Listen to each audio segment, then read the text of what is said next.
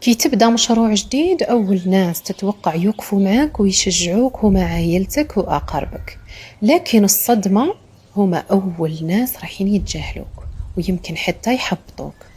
علاش الأقارب هما آخر ناس يدعموك؟ كاين 3 أسباب نفسية لازم تفهمهم باش ترتاح. أول سبب هما يعرفوا النسخة القديمة تاعك، يعني شافوك صغير، شافوا أخطائك وشافوا لحظات ضعفك وفشلك، لهذا صعيب عليهم بزاف أنهم يتقبلوا باللي وليت إنسان عنده مشروع وطموح كبير، لأنهم ما شافوش التعب والتغيير اللي درته وحدك.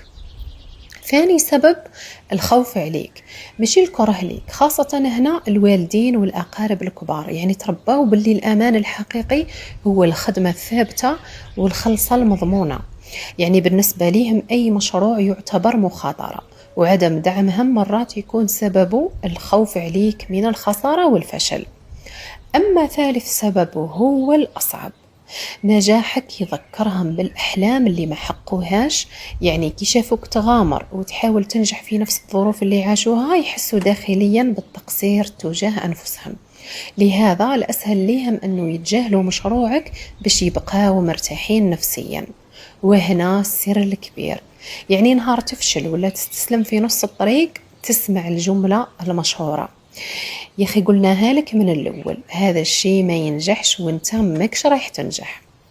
في هذيك اللحظة بالذات انت راك عطيتهم الدليل باللي كانوا على حق، وثبت لهم باللي نظرتهم ليك صحيحة. علاش تخليهم ينتصروا وعلاش تعطيهم هذه المتعة؟ أكبر رد ماشي الكلام وماشي الدخول معهم في جدالات ونقاشات، أكبر رد هو النجاح نتاعك.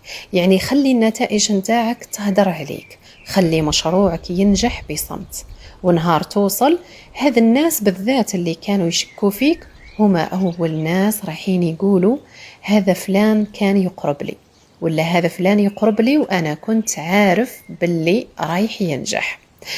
دير حفظ للفيديو وارجع شوفه نهار تحس روحك عييت وباغي تستسلم، وتفكر دايما باللي نجاحك فرض عليك.